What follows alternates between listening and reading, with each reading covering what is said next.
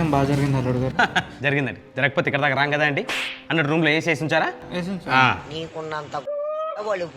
అలిగిన పిల్లలకి బెల్లం పెట్టినా చేదుగానే ఉంటుంది mark. Please try to understand the problem. Hello, data అయిపోయిందా? ఏసీలో గ్యాస్ ఫిల్ చేయలేదా మామగారు? చూడండి, వీడియో కాల్లో వీసీలకి ఏసీ తగలక కాల్ కట్ చేశారు. స్టార్టప్స్ కదా, వార్మప్ మీటింగ్స్ ఉంటాయి, ఇల్లు చల్లగా ఉండాలి కదా. ఏ అల్లునికి అన్నం పెడతావుదా? అల్లుడు గారు ముందు తినేయండి. తినేటప్పుడు ఫుడ్ వీడియోస్ చూడకపోతే ముద్దు దిగదండి. అవకాడోతో రోటి పచ్చడి చేయమని చేయలేదా? అవకాడో ఈ హాట్స్పాట్ గిట్ ఏమన్నా ఆన్ చేయాలి అల్లుడు? పర్లేదండి. అది పెళ్ళికి ముందు చెప్పలేదు మీ అమ్మాయికి మటన్ అంటే ఇష్టం అని.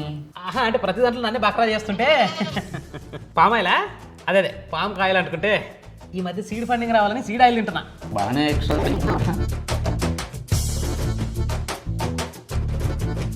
స్టార్టప్ ఫౌండర్ కదా, ఫౌండర్ స్ట్రాంగ్గా ఉంటే కంపెనీ ఫౌండేషన్ స్ట్రాంగ్గా ఉంటుందని. ఏంటండి నవ్వడం మధ్యలోనే ఆపేశారు? మేము సగమే లోడైందండి, అందుకే సగమే నవ్వా.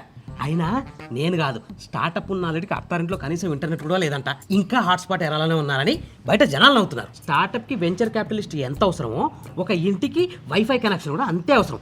ఈ రోజుల్లో ఇంటికి వైఫై కనెక్షన్ అనేది బేసిక్, బేర్ మినిమం. నా బౌల్ మూమెంట్ నుంచి నా అమ్యూజ్మెంట్ వరకు వైఫై లేకపోతే నేను ఫంక్షన్ అవ్వలేనండి. అది ఉంటే మీ అమ్మాయితో వీడియో కాల్స్ మాట్లాడుకోవచ్చు, నాకు కొంచెం ప్రశాంతత దొరుకుతుంది. మీరు గొప్ప అల్లుడు గారు. హాట్స్పాట్తో అవసరం లేకుండా మ్యారేజ్లో అవ్వకుండా కంటిన్యూగా వచ్చేస్తుంది. అవును, ఇంతకీ స్టార్టప్ అన్నారు, ఏం చేస్తారు స్టార్టప్లో? ఇలాంటి పచ్చని పల్లెలకు వచ్చి స్వచ్ఛమైన గాలిని ఇందులో నింపి బాగా పొల్యూషన్ ఉన్న సిటీస్కి వెళ్ళి అమ్ముతాం అనమాట. పట్టుకోండి. గాలే